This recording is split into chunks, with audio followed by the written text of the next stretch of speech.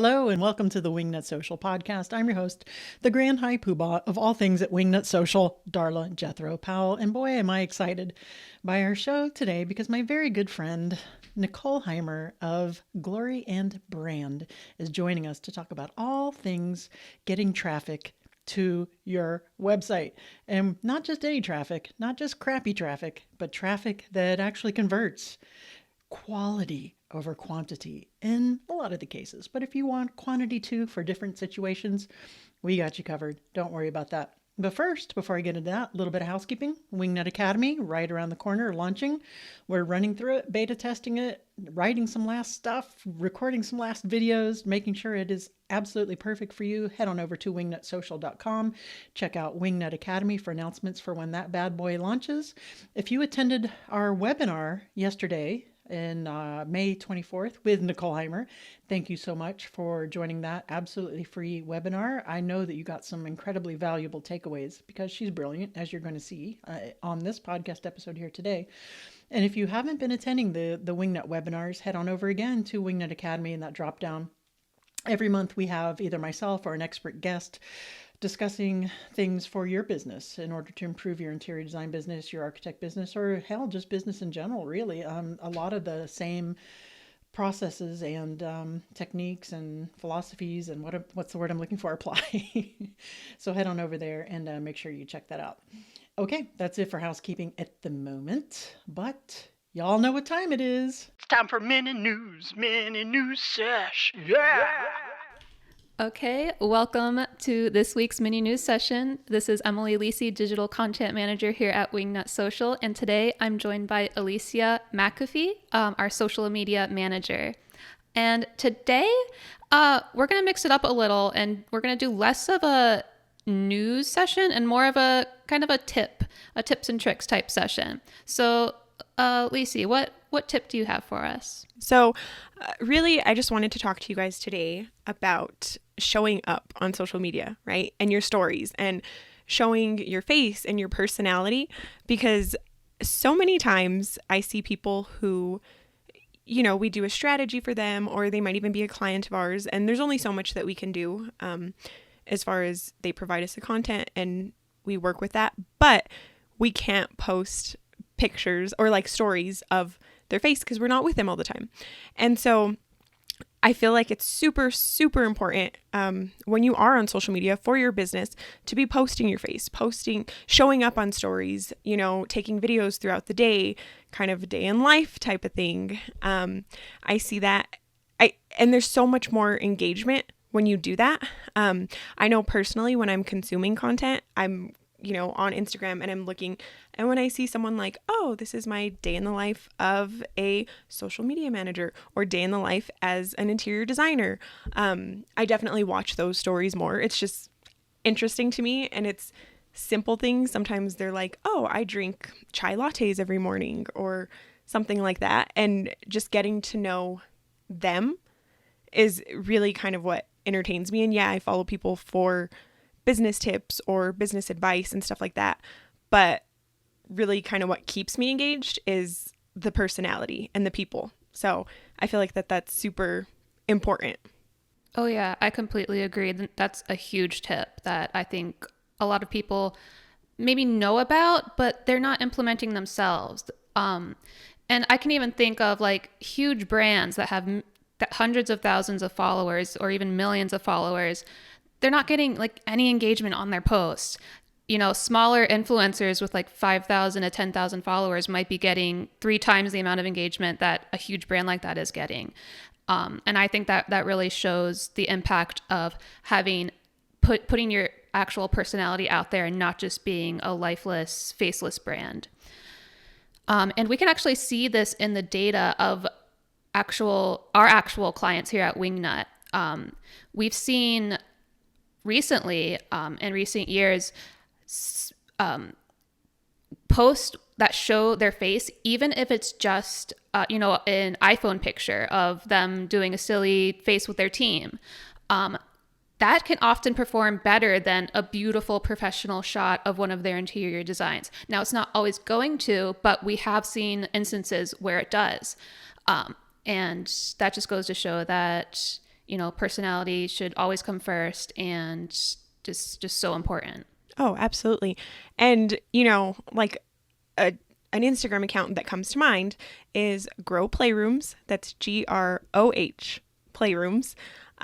They are so good. They are so active on their stories, always creating reels and everything. But I think the fact that they're so active and showing like personalities and stuff on stories, I think that really has helped them. But I feel like people get to know you, and, being able to relate to businesses, I feel like helps engagement and everything. So yeah. 100%. Yep. So guys, if you're not already taking pictures of yourself, taking video of yourself, start doing that and see what kind of engagement you get when you start posting more of that type of content on your social media. You might be surprised. Yeah. And absolutely, I have one more thing to say. Sorry, Emily. Don't be scared. I know being on camera can be nerve-wracking, 100%. I totally understand that. But as you do it more, it gets easier. I remember years ago, I was afraid of being on lives. I don't really care if I'm on a live now. But, practice makes perfect. And I think when you do it over and over, it gets less scary, I promise. Oh, yes, for sure. For sure. I totally agree. All right. Well, thank you, Lisi. And we will see you guys next week. Bye. Mini new Sesh. Yeah. Hey, I just wanted to take a quick second to tell you about Wingnut Social. We are a digital marketing agency for the interior designer, architect to the trade home furnishings, and you guys are all we specialize in. We 100% know how to market you to get you out in front of your ideal client in the digital realm, whether that's full service done for you social media marketing or search engine optimization. We are the agency for you. To find out more, go to wingnutsocial.com, check out our services, and click that little Let's Chat button. Let's see how we can help. All right, now let's get into my chat with Nicole Heymer. But first, I have to tell you a little bit about her. So she's a friend of mine. We didn't do an official bio, but I'm just going to tell you that Nicole Heymer has been doing fantastic websites niche to the interior design industry mostly since 2011. You might recognize her from being the owner of Curio Electro, from that little famous website design company. Well, Glory and Brand is a rebrand of that same fabulous business. Nicole has done our Wingnut Social website, and she is fabulous to work with. On a personal note, I love her the most. All right, let's get into my convo with Nicole Heymer. Hey there, Nicole Heymer. Welcome back to the podcast. How the hell are you? I'm great, Darla. Thank you so much for having me. I'm very excited. I am super excited. Of course, we've been in the green room for like 20 minutes just catching up and being complete idiots. Hopefully some of that will end up in the singing Hamilton. Alexander Hamilton. Where's your family from? I can't. I don't sing. I don't either, but it doesn't stop me from singing on a national podcast. So, Nicole Heymer, of course, I told the audience all about you and your amazing sauce bio, and you were of Curio Electro fame, and now you're of Glory and Brand fame. And you specialize in interior design websites for interior designers, I should say. And today we're talking all about how to drive traffic to your interior design website, in parentheses, or something like that. That's right. I was very specific about the title. Yes. All right, so let's dive in. So let's start off. Traffic to your interior design website. I think that we're thinking that's pretty obvious, but I'm thinking that maybe it isn't. What do we mean exactly by traffic? I guess what I would want to stress here is that traffic, it means human beings coming to your website, right? But it doesn't necessarily mean high volume. This is a conversation that you and I had yesterday. Traffic, honestly, what would we rather have? Like 4 people come in 1 month and all of them become clients because they're also pre-qualified and amazing, or 30,000 people who are like looking for DIY tips, it really, the point is that traffic can mean all sorts of, so we have to think flexibly as far as like when we're thinking about like getting traffic to the site, it can mean a lot of different things. But yeah, we mean, good traffic, not people who don't need our services, people who need the actual services that we provide. So for this podcast, we're going to stick around to getting not just, well, we will cover some just getting millions of traffic, but we're talking about getting that good qualified traffic that actually means something. Okay, so what are some of the things that interior designers need to look at in order to help drive that traffic to their website? Let's dig in. Well, I mean, we're going to talk about options. We're going to talk about the pros and cons of different options. I think the main mindset we have to get into starting this is the thing that everyone has heard a million times, but it's still worth discussing, which is your website will not drive traffic to itself. Like it is I mean, we can talk about search engine optimization. There are things that you can do on your website to help it rank in search. That is true. But in general, you need to take action in order to drive traffic to a website. We've all heard this. If you build it, they won't necessarily come, that whole thing, right? So the first thing that you need to do before we look at all of these lovely options, because we're going to need to choose from the options, is first we need to answer some questions. So the first question you need to ask yourself, honestly, no matter what kind of traffic source you're looking at, is what is my area of service? And by that we mean, is it local, first of all, or is it national? And if it is local, let's get specific. And so let's talk about the local option first. One thing that I come up against when I'm talking to clients sometimes is, I don't want to limit myself. Like, yes, I want clients in this, local area, whatever it is, but I don't want to put people off if they are coming to me with a great project and they're in, Madagascar or whatever. So like, people are afraid to like be specific. In a lot of ways, it can be hard. It can be like a little scary to be specific, but if you want your site to show up in local search, you have to tell the humans and the search engines where you service, period, end of story. Now that can come in different forms depending on where you are. If you're in a city, it can be like really obvious. If you're in a suburb, it might be by county. If you're in, it's not going to be by state because no one searches that way, but it really just depends like where you are. So we can do keyword research to determine this, but the one thing I say to people is just, if you live in the area, just ask yourself, if I were searching for like a dentist, what would I plug into Google? Would I go by county? Would I search by town? Would I go by city? Would I search by neighborhood in a huge city? Just ask yourself that question. Start with that.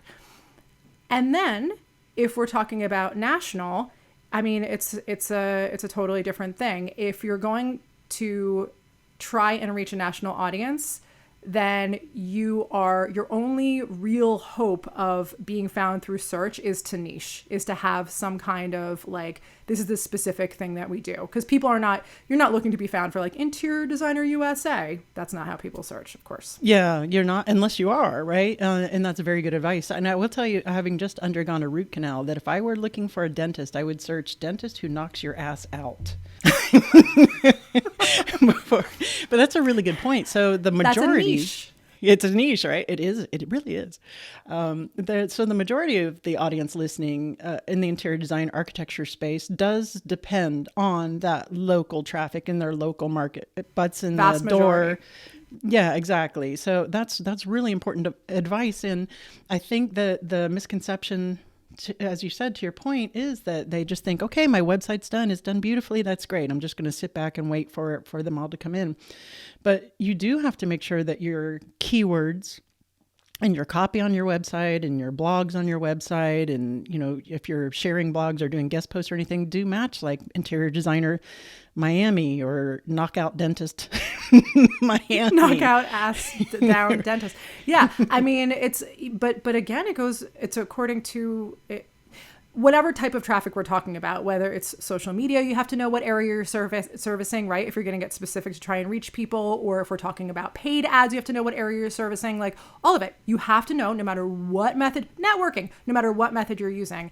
And I will say, I think it's like, we all know that we need a plan to drive traffic. It's just a little overwhelming, I think, a lot of the time. And so it can get sort of just pushed down the road. And there's so many moving parts as well. There's just so many different factors that lead traffic to your website as well, which we're going to dig into a little bit more. So let's talk a little bit more about the local and national thing. So a majority, like I said, it's local based target audience. But what if you are that interior designer who it's maybe, I don't want to leave out that Madagascar project, but I would like to have more of a broader reach for my blog to establish an influencer status, or maybe my goal one day is to have be on HGTV or Bravo or whatever.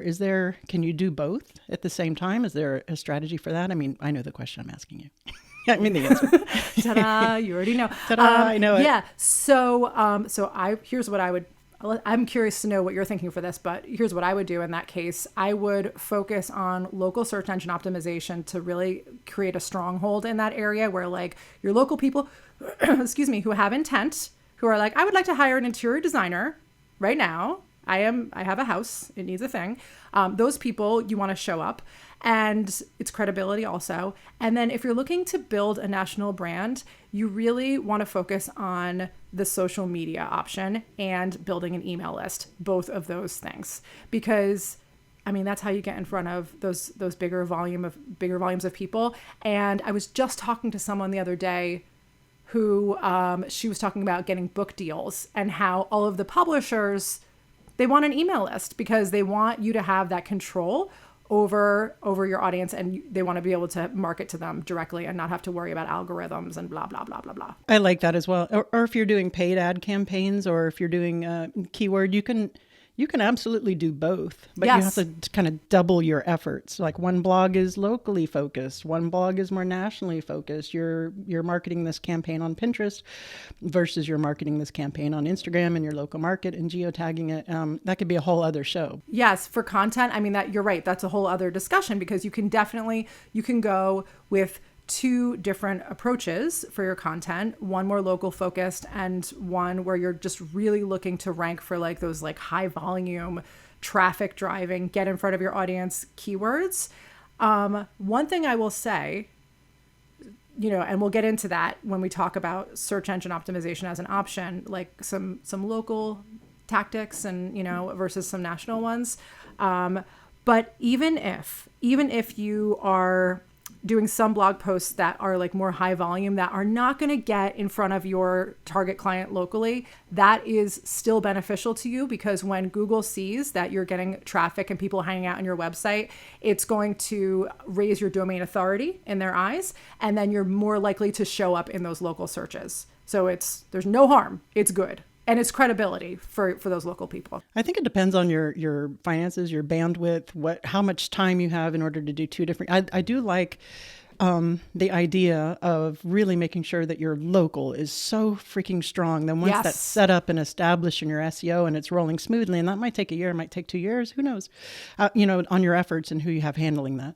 And then launching from that onto a national scale. But some people are thirsty. They want to get out there quick. So I feel like you're insulting them when calling them thirsty. But agreed. Yeah, no, I like get that settled first. Get that settled first. If that's your bread and butter, focus on that, on the local. so you can pay for the national campaign. Right, exactly. I want to backtrack a bit, because you had talked about your niche or the specificity, or what differentiates you. I forget exactly what you said, but I heard something to that effect. And when you and I first met, we sat down, we did copy for my website for my design firm at the time. You were like, well, what is it that makes you special? What is it that makes that you do differently? And I'm like, hell if I know. I make rooms pretty. I don't know. Yeah. So we have to figure that out. What is the positioning and your value proposition? What differentiates you? What is your advice to the audience on figuring out what that is to hone in for keywords on the services they're offering? I would say, the way that we approach it is messaging, and messaging can take the form of an actual niche, we do this specific thing. We work with divorced dads, or we do sustainable design, or something that's classically niche like that. Or it can be more focused on emphasizing the strengths that you have and helping people to really believe them and understand them and repeat them to other people, and have that narrative be really strong in their minds. What I will say about local versus national is that with local, it is less necessary, and just honestly hard. If you have a smaller market, it's going to be harder to have a really defined niche because you literally have a smaller volume. If you're in New York City, a larger market, you can go with a much tighter niche because you have more people to sort of choose from, right? So same thing with national. You can have a much more defined niche when it comes to the aesthetic that you're creating or something specific like I just mentioned if you are working nationally. It is easier and it is more necessary if you're working nationally. People have to be able to, like we always go back to Kelly Wersler because we both love her and she is a fashion icon. I love her. Yes. I've invited her to be on the podcast several times and she keeps blowing me off, but it's okay. Someday. That's okay. It's okay, Kelly. We still love you. I still love you, Kelly. We still love you. Yep. But like she's known for a certain aesthetic. Yes, it varies from project to project, like how she carries that out, but she's known for a very specific aesthetic. And like, that is a niche, that is like, it is what she's known for. Or like Justina Blakeney, who invented Jungalow, and it's like a really definitive style. I mean, she's got books. I have a couple of them about that style, and that's something that she's defined. And that's the kind of thing that licensing deals, like all of that, you have to have something that people can like bite off and chew and understand in order to have a national sort of presence like that, versus a more local designer where it's not as necessary or sometimes as beneficial to get that specific. Yeah, because it's a numbers game. When it comes to your local market, you do have to consider the size of your market. And you're like, how many people in Jolly Fat Weehawken or whatever they are going to, I make that up. I don't know if that's a true place. Weehawken is a place in New Jersey. Is it? Okay. But not Jolly Fat. But no, there's no Jolly Fat. Are going to be searching for, Susan McNugget's specialty design, of a population of 100. So that is something to consider. And in that case, in your local market, you want to have a broader appeal. But nationwide, certainly, of course. And it makes a huge difference. And you had mentioned, I wonder if we know the same interior designer who specializes in divorced dads. We have an actual client who does that. And you would really think we do. And let me tell you, she's high end. And in fact, her clients have, a few of her clients have NDAs, to publish stuff, being that specifically niched. So just as an aside, if you're scared about niching, don't be. There are two more questions that I would ask myself if I were thinking about how I wanted to plan out my traffic strategy for my website. And those are, what do I sell? So pretty straightforward: kitchen design, interior design. This relates to everything that we were just talking about. What's special? Is there a certain niche? And then what's the current situation? So like, where are we now as opposed to where we want to go? Meaning, who's coming to the website and where are they coming from? So I'm just going to state the super obvious now and say, like, install Google Analytics on your site and check acquisition. That is a category of thing that you can look at. Google Analytics is completely overwhelming, but if you go to acquisition, you can see, where people are coming from. It's divided into categories: social, organic, blah, blah, blah. You can see how you're doing. My advice here, and I have learned this from experience, is to set a recurring reminder in your calendar to check your analytics. I find that with clients and even with ourselves, with all the talking about this that I do, unless I have a recurring calendar reminder for me to check my analytics, things get in the way. So, check it weekly. And then organic search, see how you're doing as far as like Google search goes. I can give you two tools. We use Uber Suggest. I know Darla at Wingnut uses like I'm talking about you like you're not here. I know that this famous person, Darla. Have you heard of her? So I know Wingnut uses SEMrush. I'm not sure how to say it. I've never known. We used to use it as well. There are free versions of those things where you can just see like your top 10 keywords that you're ranking for, but even just use the free version and check it out. Like, how are people finding us right now? That's such fun information. And you can also spy on your competitors if you are so inclined. I look at it every day. I don't need a reminder. I really do. I'm looking at the keywords and how they're growing and how they're ranking. On SEMrush or SEMrush, we don't know. I guess it's SEMrush. I don't know how to pronounce it either, actually. I don't know. I also tend to look at Uber Suggest much more regularly than Google Analytics because it is like fun. That is one I haven't checked out yet. And don't worry, if you're out jogging, don't worry about stopping and taking notes. Or if you're driving, this will all be in the show notes. If you're out jogging, good for you. Good for you, you healthy nut. Good for you. Good for you. Good job. You go. Yes. This will all be in the show notes at wingnutsocial.com/podcast. Mm-hmm. Yeah. Very cool. Do you have any other points on that one, or? No, just go see like where you're at, because it can be very illuminating. And if you're not showing up in organic search for anything, if Google is not, doesn't have you on the first page or on any page for anything, then just see it as an opportunity. Thank you for that. So we found, and I'm sure you'll agree, that one of the most effective ways to build rabid fans and audience traffic to your website is in content marketing. So can you talk a little bit to that angle for both of these markets, local and national, and what that is exactly? Because people might not exactly get what content marketing is or the benefit. Content marketing is creating content that will educate or entertain or demonstrate expertise. It is usually content marketing is, yes, you can put content out on social media. You can, express it, push it out that way, but search engine optimization and content marketing are intrinsically linked. I mean, you can optimize a homepage for something, and you will, and you should. But in the end, your real power in search engine optimization comes from creating content. And there are different categories of this, but I think if there's one thing that you can take away with search engine optimization, it is that if you want people to find you for a particular search term, you need to create a page that is dedicated to that search term. One page for every search term. Think of it that simply, because that's how it works. Search results are answers to a question. And if you're not providing a sturdy, robust answer to that question, you're going to have a hard time showing up. So I'll say this, that it doesn't always have to be like a blog post, a major tool that you have as a business for search is location pages or service pages. So it can be that you are answering a question through content marketing, where you're, creating an article about something, going to town on it in a way that you can't on, the basic pages of your site. Or if you're like, what, we're located in, what did you call it?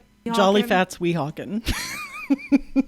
I don't know where I get this. So anyway, if you're located in whatever the name of something Prelude Weehawken is, but you service 3 towns over, which is like a better target market for you, maybe, let's say, if you optimize your Google business page, which is one of those, like, Darla talks about it all the time, I talk about it all the time, it's like the most low-hanging fruit for local search. Make sure that you really get all over your Google business page, do everything that you can on that.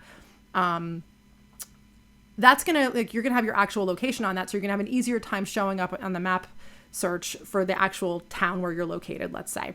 But if you want to show up for other towns, you can create location pages, and that is going to be like, a page that's optimized for interior designer, that other town. It's an area that you service. You're going to have content on that page. You're going to have good calls to action on that page. You're not going to link to that page, woohoo, like really prominent way on your homepage or in your top navigation.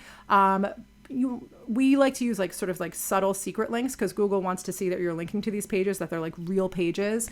But the purpose of these pages is not for people to find them from your website. It's for them to show up in search. It's for them to rank in search. If they're searching on your website, they're not necessarily going to find this, but if they're searching on the Googles, correct, it's going to pop up in a search. That's genius. Yes, I did not invent it, but thank you.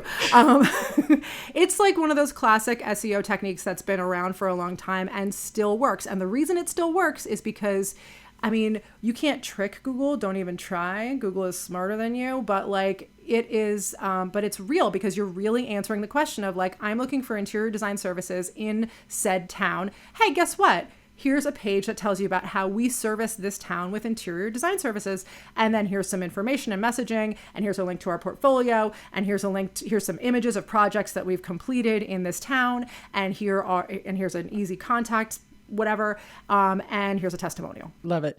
This is really just a testimony. I'm thinking as you're explaining this as to why you're just not going to pull up a Wix site and do it yourself. why that's not really going to get you the ROI. You really need somebody Yeah. that knows all this stuff to do that, put your website together.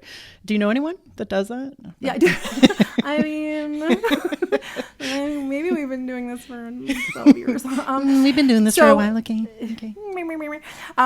So yes, it is true. It is a thing that we build location pages a lot. We build them on our custom sites, and then we have a semi-custom offering, and we offer that as an add-on, a custom page template that we can then work with you to put content on, even for the semi-custom sites, because it's just such a useful tool for search. Yeah, especially for interior designers listening to this, and to go back to, it used to be called Google My Business. Now it's Google Business Profile. I cannot tell you how many designers that come to us who do not have that, whose main source of income is their local business traffic. You want a quick win? Yeah. Quick win, low hanging fruit. Yeah, very quick win. Just Google business pages, and it'll show you immediately how to set that up. I have a question for you about, since we're doing content creation, content marketing, about video on your website. Are you finding that that's doing as well as blogs, or any differently than blogs? How impactful is that? Did you see that changing over the years? I wish I had the stat in front of me, but I read a piece of data just last week, and now I can't remember what the number was, but it was something bonkers. It was like if you have a video embedded on, let's say, the top of a blog post, I think it was 43 times more likely to rank. Stick that in your pipe and smoke it. Right. Yeah. Crazy. Here's a follow-up question to that. So is it if you have, like, for example, in my website, which you did for us, Wingnut Social, thank you so much. We have where you put in the YouTube link, like, for example, this podcast will be the link on it. Is that considered embedded in the website, or is it better to put the HTML in there? We're displaying the video embedded in there or not? So in WordPress, right? We go in there, and you can share, you copy the URL link to your YouTube video or whatever, and you put that in the WordPress plugin.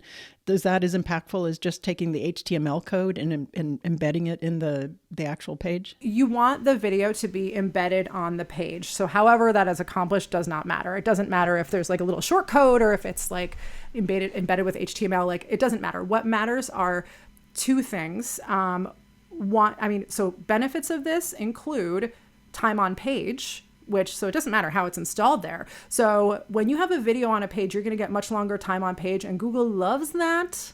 They love time on page. It says, hey, this is a vote for this piece of content. People like it. So time on page. And then if you're using YouTube, of course, they own YouTube. So they just they want views, they want to see that you're getting views on your videos. And I mean, it's just like, from a human perspective, you're just providing both ways of receiving the information, and that's awesome. I mean, if you're going to do that, you can't just embed a video on the page and put one little sentence. You need to have the full article there so that you can hit it both ways. Yeah, I already see the website ticking up with time on page and search results as well. So if you have a blog, and you write a blog, kitchen design in Miami, but you also do a video and embed that in there, you're just going to get that much more search engine juice to get found, because Google likes to show those little video thumbnails as well, or they have a whole video section in the thumbnail in the search engine results page. That you can rank for that as well. So I think that's incredibly powerful. So, and I fought being on video forever, and I shouldn't have. It's just a, self whatever. And now here we're doing it. And it's like we have to acknowledge the personal growth that has to happen in order to. I know for some people it's super easy. I've just recently started putting video on Instagram, and I had to get over it. And I enjoy talking in front of live audiences, and I always have, but video really, I had to get over some kind of something.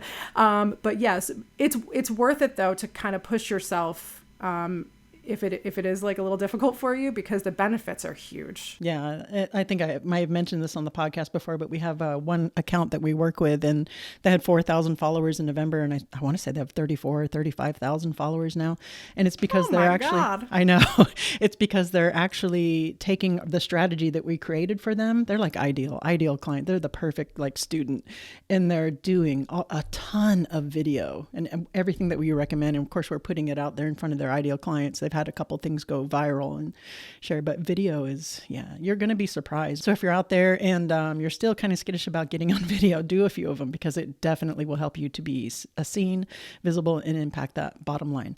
Okay, so you have here in the green room, actually in your notes, you said there's some pros and cons. You want to dig into that? Sure. So when it comes to search engine optimization and to a certain extent content marketing, depending on the type of content that we're talking about, but particularly with local search engine optimization, the big thing, the reason why I tend to lean on focusing on that first, I usually would prioritize local search engine optimization over other methods of traffic is because of intent. Because of the thing I mentioned before, when people are, as opposed to social media to a certain extent, billboards, Super Bowl ads, like anything, intent. There's intent. Like someone is searching potentially, depending on what you're ranking for interior designer blank. And if they're doing that, it means they're like serious. So it's really beneficial in that way. The cons of it are that it is not everything. It can't be everything to you, right? So whereas social media, you can like really build rapport and like nurture and build a relationship or email marketing or some of the other options that we're going to talk about, you can really like be the only one that they're going to look at. If you're getting all of your traffic through local search engine optimization, potentially, if that's your only traffic source, this is the first time they're seeing you. And you're going to have to really, all the heavy lifting of like helping you to stand out and your messaging and all of that is going to be on your website, as opposed to like, really nurturing the relationship. So it has to be, part of the soup really, but I like it. Alrighty, cool. So this next part about building traffic to your website is more quality over quantity. And it was kind of surprising that you included this in here, but now after, of course it isn't because it makes perfect sense. You're talking about good old fashioned handshaking. Well, are we shaking hands anymore? Networking, real life carbon-based life form networking. Tell me your thoughts there. So yeah, I think, don't sleep on purposeful, strategic networking. We talk with, in our brand discovery process, we talk with our clients as part of that process. So I, over the years, have spoken with many ideal target clients of interior designers. And one of the questions we ask is like, how did you find Susie McNuggets? Oh, Susie, it's like that, I see. You don't know her like that. Yeah, you do. Sorry. I feel like I've known Susie for years. Speaking of content marketing, my very favorite, social media. We cannot leave that out. That's really important. I can't tell you how many of our clients are getting increased traffic to their website from Instagram. We go into the aforementioned Google Analytics, walk, don't run, get that, and we can see the percentage of increase to traffic to your website. So let's touch on that a bit in the interest of Wingnut Social. Because of the context. No, I mean, listen, like we said, if you want national, and like we can say that, but like, just because you're serving locally doesn't mean you don't want to build a larger audience and, just keep your pipeline full. You want to have as many leads as possible. So pros of social, nurture. Like when you can get in front of someone in that way, day in and day out, it is building a relationship at scale. And I mean, you cannot underestimate the power of that. It's fantastic. Cons, there's none. No. None. This is the only one that has none. Cons, no control over the algorithm. Really, you can do your best, but you don't own it. And then, I would say lack of intent, because people are generally spending time on social, being there, and then you're just sort of like putting yourself in front of them. But Darla and I were talking about this, and she brought up the point that like she searches, and I have heard this from a few clients. It's a small percentage, but I have heard them say that they searched on Instagram. So it is becoming a little more search engine-ish, right? Right. We are getting that a lot, actually. And to your point, it's terrific for a national campaign. You want to be an influencer, you want to be an affiliate, you want to build that following, that gravitas, and get on TV. But it's also really good for local traffic because in the way that you can write your captions and your hashtags and geotagging for a local search. And like we were saying before we were having our conversation, we have clients that are getting found because more and more people, especially younger people, who are only just growing up, getting older and getting more money, are searching an interior designer Miami, interior designer Baltimore. And you can optimize your account in such a way to be found for that on a local level. And that's happening more and more. We can go in and see the direct messaging when we respond to our clients for people getting those direct messages as well. And like I said, increase website visits. So social is a really good way to integrate both of those strategies if your goal is to do all the things or just to do it local as well. So I love it. I love social media. We were talking about Waddell and Bichetti, who's in Pennsylvania, who's a very successful design firm. And I think for the first 3 or 4 years, they just did social. Now that's not ideal. You want to have a delicious website like you can build for, but yeah, it can be very impactful as well. Yeah. So thank you for mentioning that. I think social is a terrific way to start that funnel. And it's a good reminder of why you need to know where your location is. Yeah. Yes, exactly. And I know what I was going to say to get back to the video part of this, to get found on the YouTubes and on the Googles, video is just as impactful on social as well. And it's a way to build those relationships and that know, like, and trust. One thing before we leave the social media subject, I do want to say, you do have to be careful where you're putting your efforts, meaning it can be, if you're selling interior design services, something like Pinterest might seem very splashy and glamorous in that you can drive a lot of traffic using Pinterest. Like you can really, like if we're talking raw numbers, you can be like very excited by like, oh my God, look at all these people coming to my website. Because this thing went viral on Pinterest about whatever, but it's potentially not the right traffic for you to actually get clients. And it might be very bouncy traffic where they hit the website and then they leave. And Google sees that because it is all knowing. And, you might it might hurt your rankings because Google will see that page as being less valuable. So if you're selling stuff, if you are selling furnishings, if you are selling accessories, if you have e-commerce going on, then yes, Pinterest might be something that you want to look at. But if you're service-based, test it, but, be careful. Look at your bounce rates. Yeah. For us, the holy trifecta, led by Instagram, of course, for our industry is Instagram, Facebook and LinkedIn are kind of tied. Yeah. LinkedIn is growing for sure, especially among commercial designers, but that's where your, professionals are who can afford it. Okay. So, the penultimate, category here is email marketing. So leading traffic to your website, which, right, you kind of have to have traffic to your website to get the email marketing. Pros and cons, my friend. So give me your expertise here. Oh, okay. So, let's just pro and con it first. Like pros, all the control. Like we said, like if you are, like you own that list, it is the best. You want instant traffic to your website today at 10:30 a.m. You can make that happen if you have an email list. You can send them all. It's really good. It's really cost effective. Like all the numbers, which are not industry specific. No one has studied it, industry specific numbers as far as I know. But in general, it's like you get like $42 back for every $1 that you spend on email marketing, or, that's like the standard like thing that people say. Because it's really inexpensive to do, whether you are paying someone to do it or having someone on your team work on it or just getting a copywriter in. It's relatively inexpensive. Cons. You have to build the email list or there's no one to email. That's the hard part. It was fun until we brought that up. So, if you're going to do email marketing, I will say this. The people who do email marketing in a serious way will have a bazillion different ways onto their list over the years. That's just, I can't even tell you how many ways onto our list we've done over the live speaking engagements, quiz, this, that, what, all these different things. I always am talking about interactive lead magnets like quizzes and calculators and that stuff, because that is still a few years in, still what's working best. We have one on the Wingnut site, right? And it's yes, we do. Yeah. So, that's the challenge, is building it. But don't forget that even if you have like 100 people on your list, if they are engaged, that's 100 human beings. That's cool.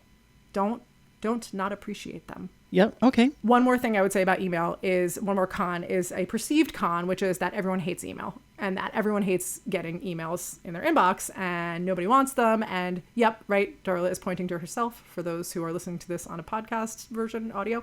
But here's my thought on that. I think, at least for myself and for pretty much anyone I ask, there's at least like 1 or 2 emails that you receive, and you might have to like see them come into your inbox to remember what they are, that you're like, oh yeah, I actually want that. Like that actually does like educate me in some way. Like I do open those. I may not open every single one of them, but I like those emails, because email, lest we forget, you can get super creative. You can make them funny. You can make them entertaining. You can give really good information. You can make them beautiful. You have all the options to be creative as you want. So I think it's an opportunity. Last but certainly not least, and definitely speaking to quality over quantity, is networking. Networking to build traffic to your website. What the hell, Nicole? What are we thinking here? I'm so sorry, Darla. I'm so sorry. It's not exciting volume wise as far as like big numbers, but the fact is that even, a few people coming to your website, if they are the right people, qualified leads, that's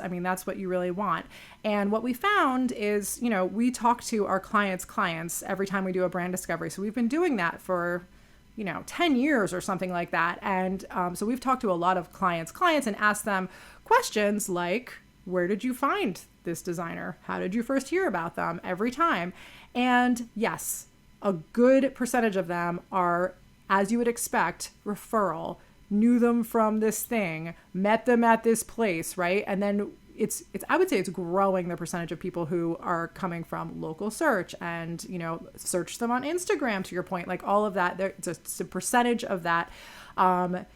But you can do it on purpose, right? So you want to think, first let's pro and con it. Pros, pre-qualified, relationships built, rapport built. You really, it's quality over quantity.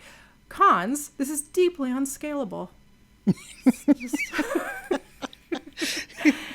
Deeply, right. It is, yes, deeply unscalable. Yeah. It's only one of you and so many hours in a day. Yeah, exactly. This is why we want to do more than one thing, right? Like we can't, for the people who are like, this is your only source of traffic to your website. And I know that you're out there, right? Because so many people that we talk to, like it's referral only. It's not a great only source, but it is a good source. So we want to think about doing it on purpose and really thinking about it. So, ask yourself, my target client, this is why we do these personas. Like, who is this person? What do they like doing? What do they do for fun? Simple stuff like that. I've known designers who've built entire businesses off of joining the junior league, or political organizations, if that's, in whatever category, wherever your target client is. Art organizations, like anything like that, any interests. What does your client like to do? Wine, this, that, whatever. Think about what they like to do. Think about where they're located. Hopefully you have some mutual interest, because we don't want this to be weird, but like, make it real. But think about doing these things. It's kind of, wow, it feels like kind of like moving to a new town and trying to make friends, or like trying to like find a boyfriend or something. Like, just get out and do things. Yeah, just get out there. Just get out there. I really love this. And actually, in-person networking, of course, we all miss it because of COVID, and it slowly seems to be creeping back. But you can do this on social media as well. All those same tips, you're like, think of your client avatar and where do they go? Where do they hang out? What do they do? And if you follow those accounts and start engaging and just putting your brand out there, that's something you can do. And if you said it's not scalable, and it isn't. This isn't scalable, but a lesser way to do this and to make people feel they know you again is going back to the video and making sure that you have those videos. And it's not networking in person per se, but people will come to your design firm and say, oh my gosh, I feel like I know you, so there's some of that element there to pick up on what you'd said before for video. Nicole Heymer, Is there anything that we've forgotten to say before we get into the What Up Wingnut round that you think will help the audience? I would say when you're thinking about these things, when you're deciding how you want to prioritize, you want to think about, are you targeting local or national, and be realistic about, like, you know, these are two very different strategies as far as what you want to focus on. So think about it, local or national. Do I want to establish myself locally first, for example? And then ask yourself how you can double down on your content, because if you'll notice, as we were having this conversation, there were things that came up over and over again in different categories, like video. So if you're creating a video, if you're creating any kind of content, you'll be able to use that to nurture your email list.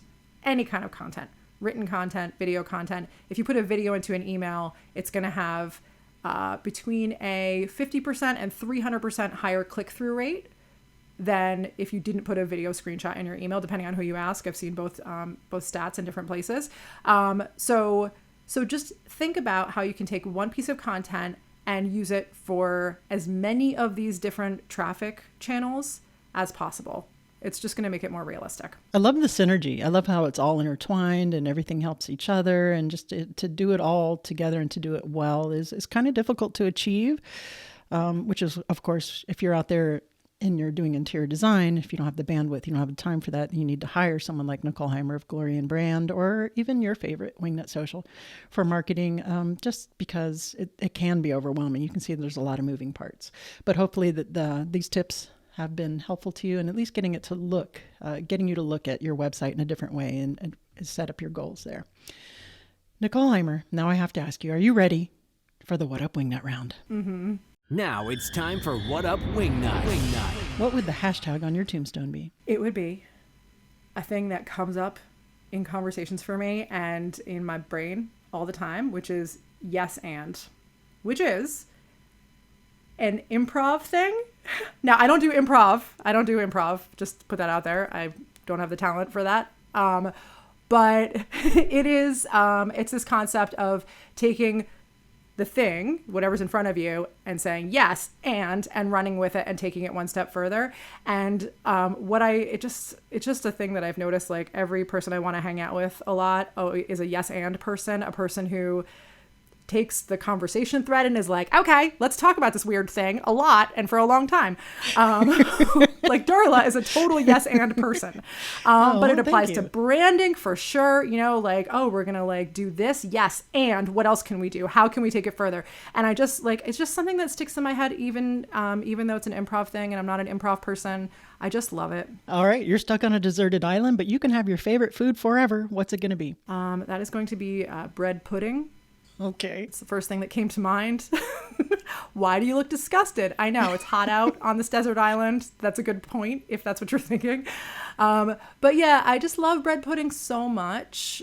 Like so much. Not the kind with raisins in it, but maybe like a chocolate bread pudding or like something with like caramel in it. It has eggs in it for protein. Okay. Which is nice. Okay. All right. I'm starting to see it. I'm starting to see it. It's like basically my favorite food. You lost me at no raisins, though. Last but not least, please recommend a book that has had a profound effect on you, either personally or in business. I am wondering if this one has come up before. I would be willing to bet that it has, but The E-Myth. Oh, yeah. Yeah, good one.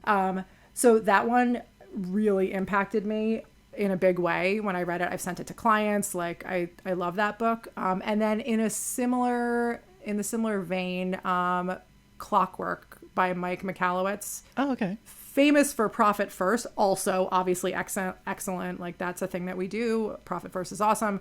But he has other books too, and Clockwork is excellent, and it's about like structuring your business so that you're not like, getting things off of your plate. And I love it. I just did an episode with Dala Alfueris, and we did all a Profit First. She's lovely. Isn't she lovely? Yeah. If you guys haven't heard that episode, go over to wingnutsocial.com/podcast and check that out. You're going to love her. And don't forget to check out the YouTube channel so you can see how lovely she is. Nicole Heymer, thank you so much for joining us. Please tell the listeners where they can go to find out more about you and Glory and Brand, and we will call it a day. Wonderful. They can go to gloryandbrand.com. Also Instagram @gloryandbrand. I love it. Thank you for joining me again, my friend. You have a beautiful day. Bye. How fun is Nicole Heymer? She is just a good time. I had the best time yesterday with her on the webinar as well.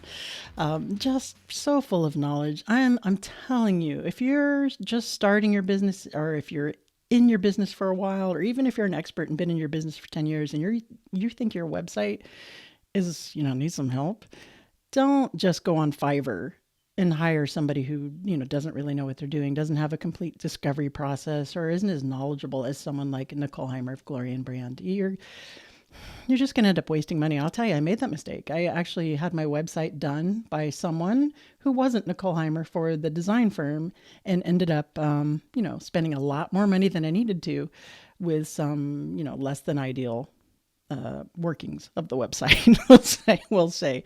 So if I had gone to Nicole in the very beginning, I would have saved a lot of money and mistakes and do-overs. So you can just hear the level of her expertise, right, in her interview here, and how she can help with things that you wouldn't, of course, you're not going to think of it. You're not a website designer or an SEO expert.